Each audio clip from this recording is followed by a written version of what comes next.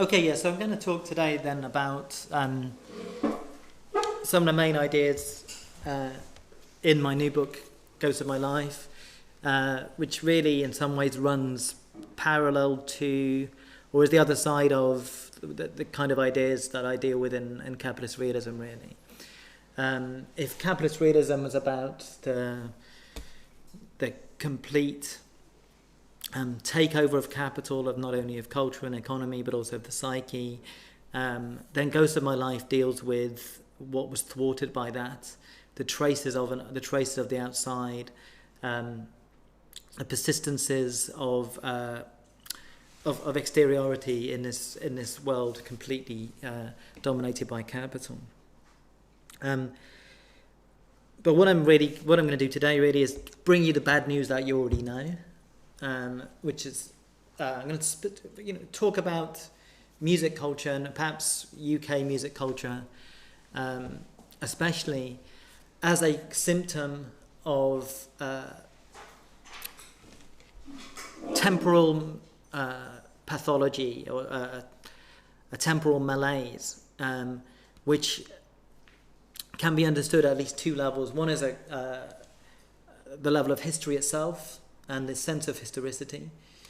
A newly ubiquitous sense of the waning of historicity, to use a phrase from Frederick Jameson. Jameson's theorizations of the postmodern, which developed in the 80s, I think, now look increasingly prophetic. And, what Jameson was theorizing in the 80s as still a somewhat marginal phenomenon, still an emergent phenomenon, is now ubiquitous to the point of almost the point of invisibility, I would suggest. Got to come back to that. What is the bad news that you already know? Well, that the future has disappeared. The dimension I meant to go to the second aspect of this temporal malaise is the experience of time itself, the phenomenological sense of time in everyday life. And I think, I guess my big thesis is the relationship between these two things. The more that our everyday life is taken over by the urgencies of what Jody Dean calls communicative capitalism, what Franco Berardi-Bifo calls Samuel capitalism, the more that the rhythms and the dispersed attentional economies of communicative capitalism take over our life, the more that there is this difficulty in grasping a sense of the historical moment in which we live. So to come back then, so what is the bad news we already know is that the dimension of the future has disappeared. That in some ways that we're marooned, we're trapped in the 20th century still. That what is it to be in the 21st century is to have 20th century culture on higher definition screens. Or 20th century culture distributed by high-speed internet, actually.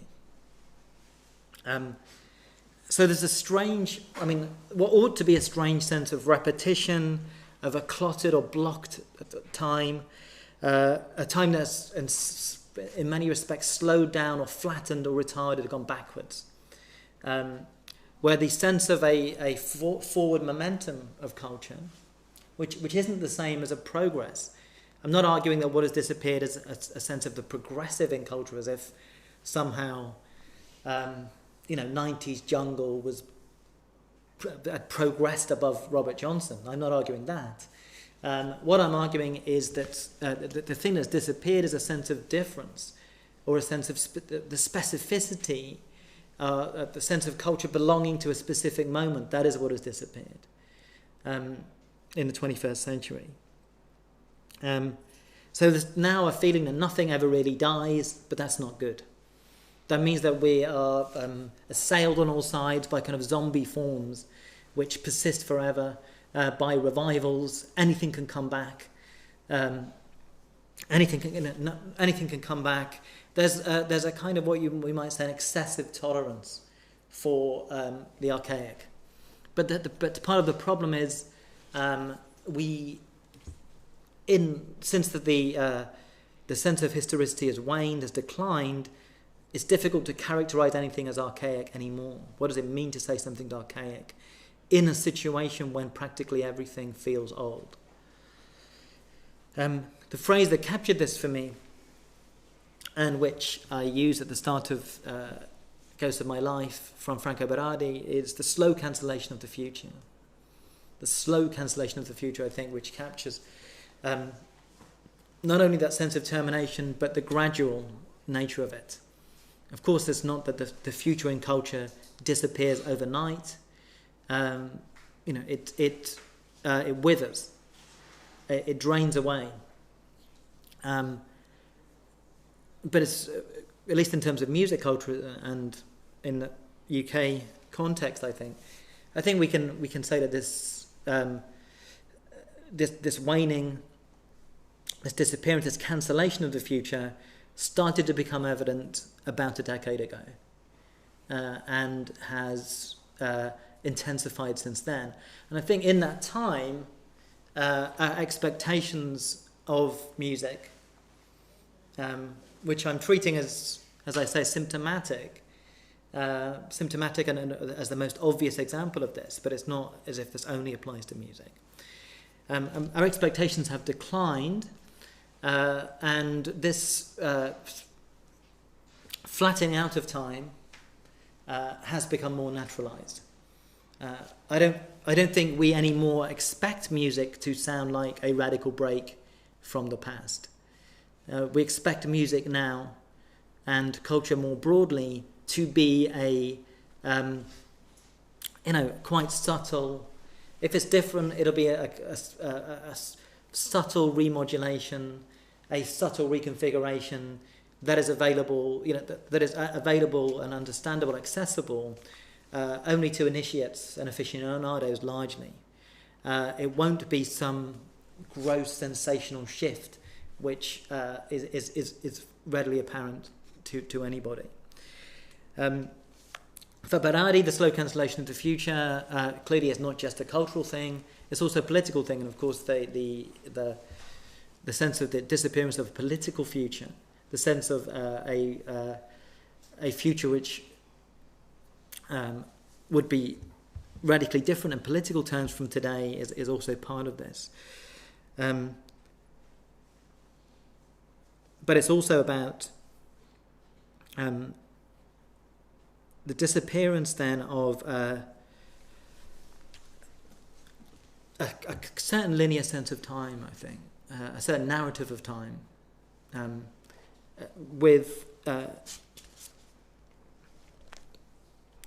where time is marked in the same way that space is marked. There's a kind of time marks in the way that there are landmarks. I think this is this was how those of us born at in a certain period, from the late 60s, 70s onwards, experienced time as marked by music in certain ways. That there was a strong connection between particular periods and music, and it was one could periodize music, not only by the year but often by the month. And the sense of a rapid supersession of styles, genres, techniques, methodologies, which went along with that. The sense that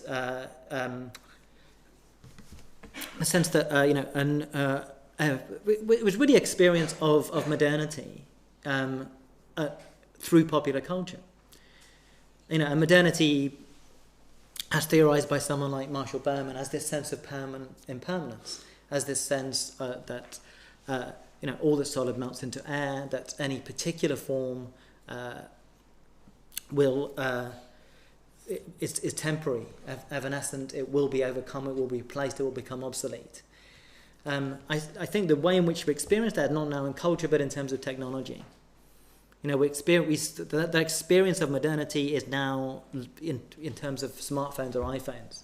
That's where we have this sense of permanent obsolescence. In terms of culture, we have the almost opposite now. There's no criteria for obsolescence in culture. There's as I said before, an accommodation towards the what previously would be characterized as the archaic. But you know, part of the problem is there's no effective sense of the contemporary by which one could, you know, to which one could compare the archaic now, and that, you know, that's as I said, I think been in place for about a decade. So one of the phrases I use is there are non-times as well as non-places. Marc Augé's theory of the non-place as this, you know, the space of circulation of late capitalism, which are effectively indistinguishable one from another. You know, airports, retail parks, etc., etc. I think years, time has become like the non-place. That, you know, what was the sound of 2005? What is the sound of 2008? These years seem to fade into one another now. If I ask you what the sound of 1975 was, even if you weren't alive, you've probably got a sense of what it is actually. But you know, I think what's characteristic of the 21st century, increasingly, especially since around 2003, is that disappearance of that sense of specificity of cultural time. And you know, one of the lack of distinguishing marks, that is to say, of a particular period. And our sense of the futuristic now belongs to the past. It has not been updated since the 90s, really. You know, in the 90s, with you know, genres like jungle, you felt radically unprecedented. They felt like there's nothing you'd heard before, nor could you have heard it before, and there was a feeling then of the future rushing in towards us, and we being caught up in it. I think that's almost entirely gone now. The futuristic. When we use the word futuristic, it's almost the same as the word Gothic. It refers to an already existing and established set of generic protocols. It's like a font, like Gothic font. Futuristic means it sounds a bit like Kraftwerk or something like that. It's not actually futuristic. It doesn't refer to an actual future, or indeed a virtual future that is impinging on the present. It refers to a set of already existing associations, which you know, are now been eternalized. The way to establish a lot of what I'm saying, I think, is a simple kind of time travel experiment, which is, if you imagine beaming back any music produced in the 21st century into 1994. I picked 1994 deliberately because it's 20 years ago, and it's hard for some of us to accept that 1994 is 20 years ago. But if beaming it back to 1994, what would happen if people heard that music in 1994? Would they go, my God, this is inexplicable, I've never heard anything like this. This isn't even music. I don't think anyone's going to do that. I don't think anyone would do that, actually. I think the reverse would be the case. If you beam back music from 2014 to 1994, people are going to say, are you serious? This is coming from 20 years in the future. This doesn't sound that different from what we've got today. And I think that's, you know, thinking of that 20-year period illustrates the kind of slowing down, a flattening of time that I'm referring to. Because if you think back of 1994 to 1974, the vast sonic worlds that had been born and died in that period, the enormous kind of series of mutations that had occurred between 74 and 94, or again between 54 and 74, the speed, the rapidity, the efflorescence of different sounds, different sensations that emerged in that period. Since 1994, I don't think, you know, I think that's flattened out. It's not that nothing at all has happened, but I think it's hard to make the case that almost anything that has been produced in those 20 years subsequently was sonically unimaginable in 1994, I think. It's it's a whole series of fairly logical extrapolations of propositions of methodologies that were already in place. And part of that means then the disappearance of retro, I think, or the disappearance of the concept of retro in the very universalization of retro. I mean, there's always been, as long as there's been popular music, there's always been retro dimension to popular music. There's nothing new about that. I think what is new about the current moment then is really that there's the failure of any alternative to what would have previously been considered retro. Now we can ask the question: retro compared to what? What is not retro now? I think that really, I guess, follows from what I've been arguing so far. I guess this became apparent to me in the mid-2000s, which I refuse to call the noughties, although in many ways they're a decade which deserves such a horrible name. But was when I was walking through a shopping mall and I heard the Amy Winehouse cover of Valerie by the indie plodders, the Zootons. And when I first heard it, in a casual listen, I genuinely thought that this was a 60s record. I thought that so I reversed the temporality in my mind. I thought that the Zootons was a cover of this 60s song. It's a production by Mark Ronson. Mark Ronson specialises in those kind of refurbished sound of the 60s. Of course, if you listen to it closely, you realise that it's not 60s soul. It couldn't be. Nevertheless, that initial response sort of indicates this kind of flattening of cultural time that has occurred. So it's something which had come out 40 years later, could sound like, that could sound sufficiently like something from that earlier period. A similar thing happened when I first heard the Arctic Monkeys, who have subsequently become even more boring than they were when they started off, which is some achievement. When I first heard the Arctic Monkeys, and I saw that it's actually the video for that track, Bet She Looks Good on the Dance Floor. That when I first saw that, I actually did believe that it had come from 1980, that it was some post-punk group that I hadn't actually heard at the time, but had somehow been rediscovered. And almost everything about the way the video looked, the way it was shot, the clothes they were wearing, and of course the music itself, conspired to construct that appearance, that simulation. And again, I think if we actually imagine it being played in 1980, that record, no problem. It could very well have existed then. There's nothing to prevent it being absorbed into actual 1980. And I guess the reason I mention these things is that, for me, that these should obviously have been classified as retro. These are obvious. Something which sounds like it could have come out 30 years ago or 40 years ago ought to be classified as retro. Yet they weren't. They were posited to us as if they were part of contemporary music. But what is contemporary music then if it can accommodate music which it's not just influenced by the past, but which sounds like it really could have come from a historical moment of long ago. I mean, 1980 in 2005, 2006. That ought to have been a very, very long time ago.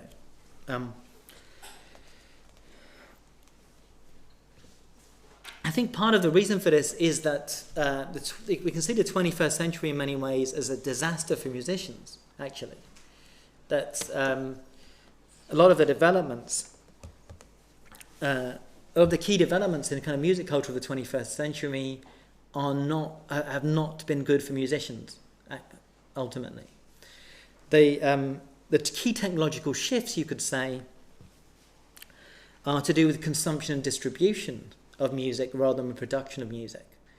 Now, it's not that the 20th century was an ideal situation for musicians. It's not that the days of record companies, advances, etc., was a halcyon period. But in retrospect, it's looking better and better, actually, than now. Because paradoxically, in some ways, big record companies, insulated some musicians from market pressure. Actually, they gave them, the fact that they were record company advances, the fact they could make money from recorded music, the fact that recorded music was a commodity that could actually yield remuneration. This gave musicians some autonomy, an autonomy I think which they increasingly lack in the current moment. Part of the problem is we could say that a lot of cultural production has been effectively decommodified, or has become a commodity effectively priced at zero, whereas cultural producers, the things that cultural producers rely on, have been hyper-commodified, you could say. They still need gas, electricity, and housing. Just which I'll return to. Perhaps the housing is perhaps the principal thing in a city like London, which can explain this sense of malaise. But I think the other dimension of this, in relation to technology, is that this new technology doesn't yield sensations, you could say, in the way that previous forms of technology were. Music culture. Music culture, when you've got a wah-wah pedal, whatever, you could obviously hear that. When you had samplers, you could hear the effects of samplers. When you had synthesizers, one could hear them. 21st century, as I say, music technology has certainly mutated music culture, but it hasn't mutated it in the level of what one is actually hearing. You can't really hear this communicative culture. It just facilitates the distribution, the circulation of music. It doesn't change the actual sound of what is produced. So developing this kind of thought then about why this has happened, why we're in this kind of temporal malaise, why in particular it's kind of music culture that exemplifies this. The first and obvious explanation then will be the emergence of the internet, and that's that kind of neatly coincides, I think, with the time I'm suggesting when the future definitively disappeared in around about a decade ago. When the internet became ubiquitous. Of course, the internet was there before, but the domination of our lives by the internet really only started a decade ago. And this is essentially the argument of Simon Reynolds in Retromania. And for Simon, the key thing is what the internet provides is oppressive weight of the past. The accessibility, since with the weight of the past on so easily available to us, this makes it harder for the new to emerge. I think that's partially true. But it's not enough to explain everything. Another I think remark of Simon's, I think, is perhaps more telling, which is where he says that what's happened in the last few years is that everyday life has sped up, but culture has slowed down. And it's this. I think it's this dimension of speeding up and here's where we come to. What I said at the outset, this second dimension of this temporal pathology, which is the experience of time in everyday life, a phenomenology of time. It's this. For me, and this is not so much just the internet, but I think cyberspace, which is different. It's really only in the last few years with smartphones that we're inside cyberspace, you could say. Until smartphones, we went to the internet, which we accessed through computers. That already seems like a genteel age of the Jane Austen world, a lot far distant from us now. As soon as I think smartphones shouldn't be thought of as objects which we have, but as portals into cyberspace, which mean that we are that when we carry them around, we're always inside cyberspace, and which induces a whole set of habituated reflexes, which we have to make a deliberate effort to step outside of. But again, that we can't just see this emergence of cyberspace, the ubiquity of cyberspace on its own. We have to see it in the context of neoliberalization and the combination of neoliberalization and post-Fordism that I call capitalist realism, really.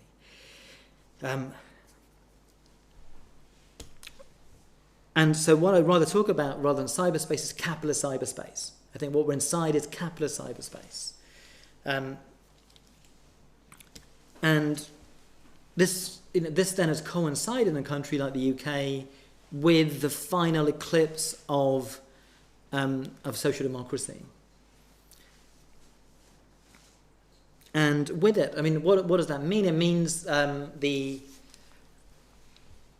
end of indirect funding, I think, for something like music culture.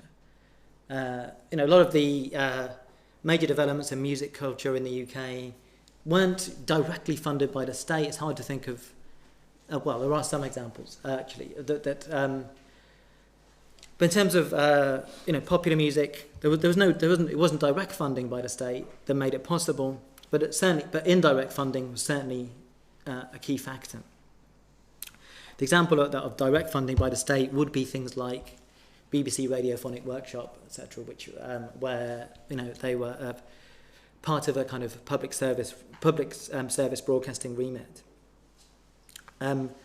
But indirect funding means the machinery of social democracy itself, would mean things like student grants, unemployment benefit, housing benefit, social housing. I said earlier, probably if you're looking at a city like London as a particularly powerful case study here, the situation with housing is probably sufficient in itself to explain almost everything that I've talked about so far. The fact that it's so expensive to live in the city deprives the culture of energy. I think deprives the culture of an unstressed or unpressured energy. The city is exhausted on lots of levels, on a fairly literal level. But then, as a consequence of that exhaustion, as a consequence of that perpetual kind of busyness, that the inescapability of the ubiquity of urgencies, something which is intensified via the cyberspatial environment. I think that we can look back to the Guy Debord period, Guy Debord, the 60s, the spectacle. Again, it seems like some genteel period. You had to put TV on then, or see an advertising billboard in order to be commanded or have your nervous system assailed by the urgencies of capitalism. Now we carry them around at all times with us. And it's important to remember what in Deleuze describes communication. Communication is a command. This is when we open up, we look at our smartphones. We're essentially being commanded, and this is a weight on our nervous system that wasn't previously there. I think we're facing these hundreds of commands every day. Which we may well ignore them. Obviously, we have to ignore them. We can't possibly follow them all. Nevertheless, the strain on our nervous systems, must be telling at some level. But to come back to this social democracy and the indirect funding for culture, I think one particularly important example of this in the UK will be art schools. The role of art schools in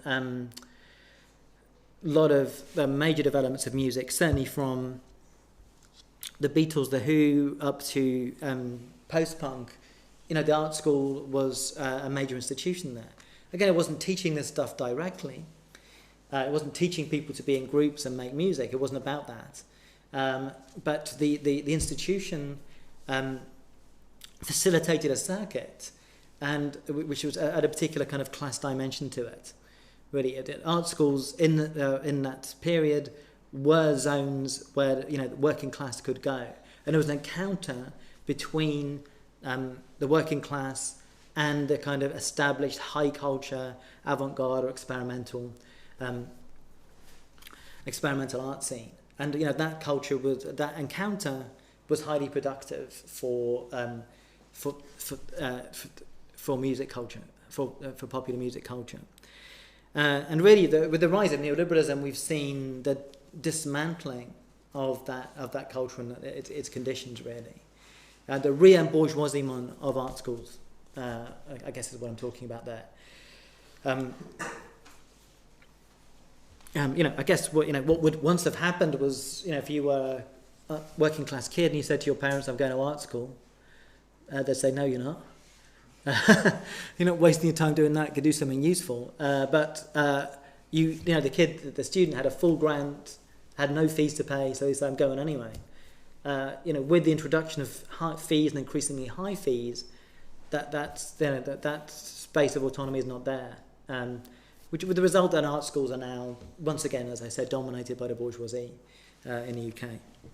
And I think the result of what I'm talking about, or another dimension of what I'm talking about, is the re-stratification of culture. Really, one of the things I'm interested in, and why I think music culture was significant in the period, from especially from the early '60s up to the end of the '90s. Was as a space for what I would call popular modernism, with this art school encounter as a kind of engine of that, where experimental techniques, methodologies, preoccupations were disseminated, extended, and furthered, and popularized, via music. I think that's part of the reason that music was important. Because music wasn't just music. Music was a threshold, a portal into a whole other set of cultural resources, really. And that circuit has closed down. The possibility of popular modernism has closed down, and instead we have a return really to a kind of kitsch high culture, which is it's kitsch in the sense that it's still there, it persists.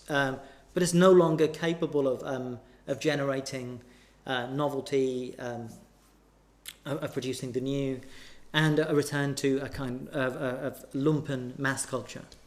And that space where these two fields were disarticulated and no longer exists in any significant way. So with the decline of the final attacks on social democracy, and it's bad enough under New Labour in the UK, but in the UK we fell into the illusion of thinking nothing can be worse than New Labour, until we had the old Conservatives come back and we found something can be worse than New Labour. And what's happened with the coalition government since 2010 is the picking off, almost systematic picking off of the last remaining elements of social democracy, the attacks on social housing, attacks on squatting as well. As squatting, the possibility of squatting in a city like London was very important to something like punk. It wouldn't have been possible for punk is unimaginable in London today because of the housing situation, really.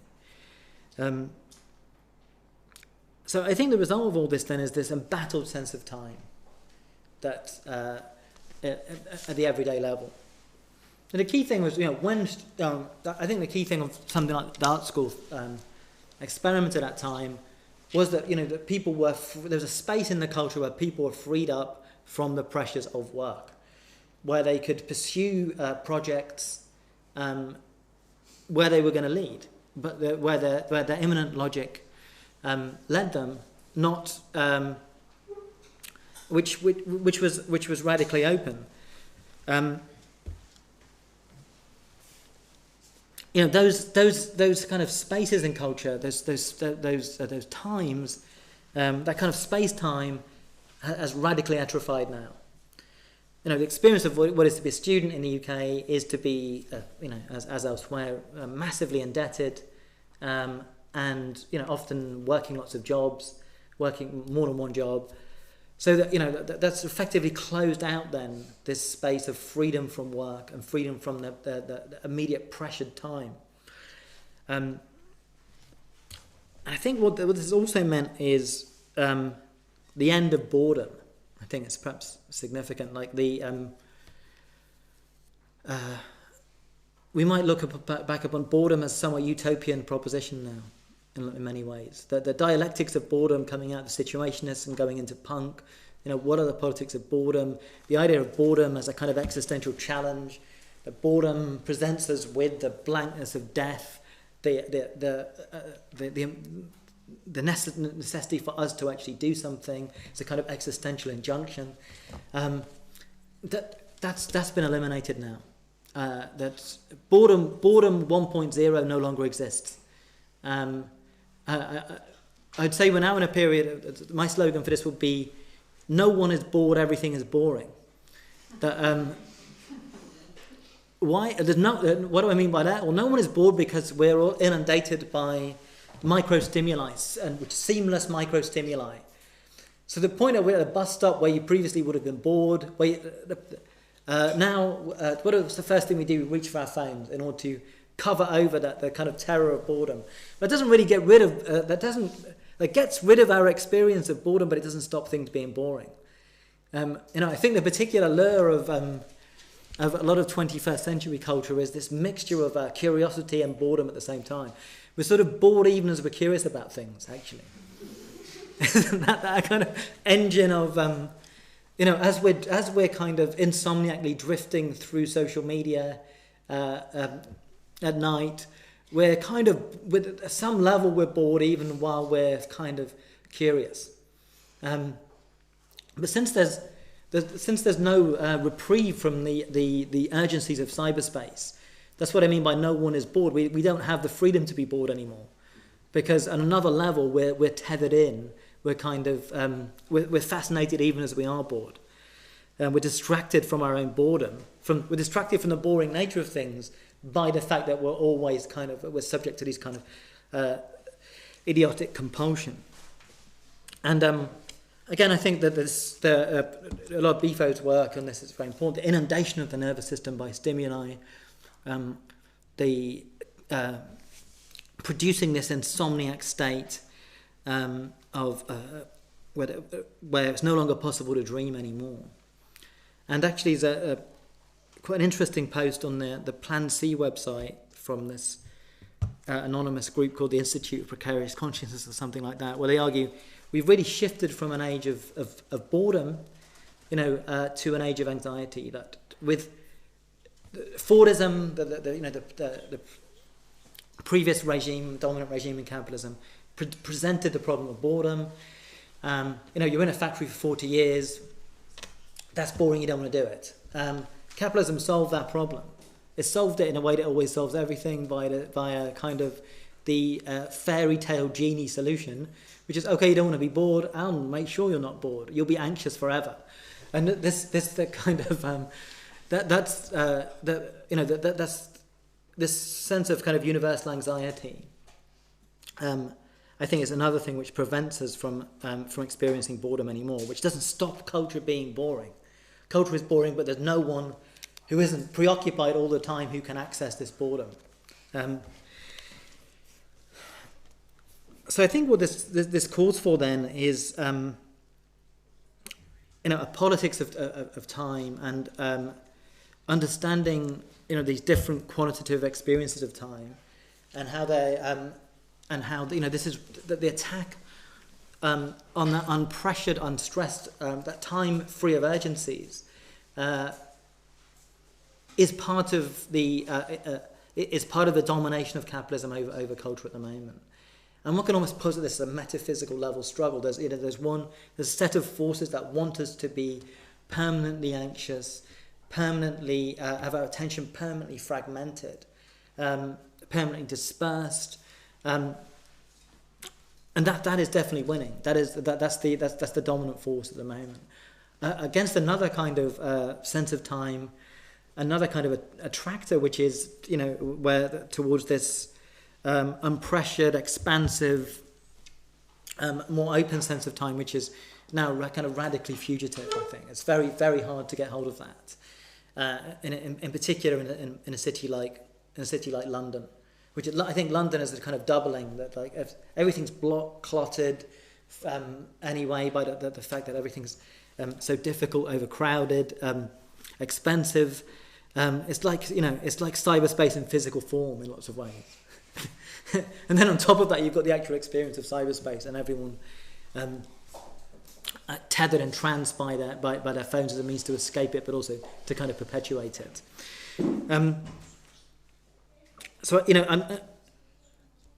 One of the things that I sort of posit then in the book then is what does leave us with in a situation where it seems that nothing new can ever really happen anymore. What do we do? When the future is terminated, what do we do?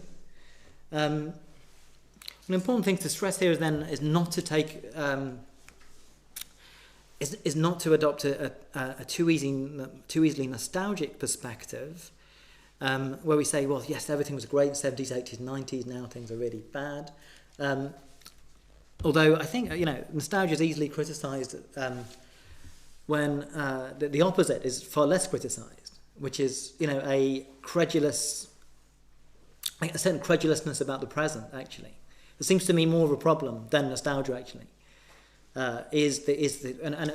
Given the immense weight of the kind of the PR industry, branding, etc., and their role in deliberately producing this waning of historicity, I think it can't be underestimated. They are this force which, I guess, the problem with nostalgia, nostalgia in a culpable sense, will be that it makes us overrate the past. But I think that the problem we've got is overrating the present in lots of ways and underrating our own dissatisfaction with it, which we're invited to do, which we're pressurised to do in lots of different ways.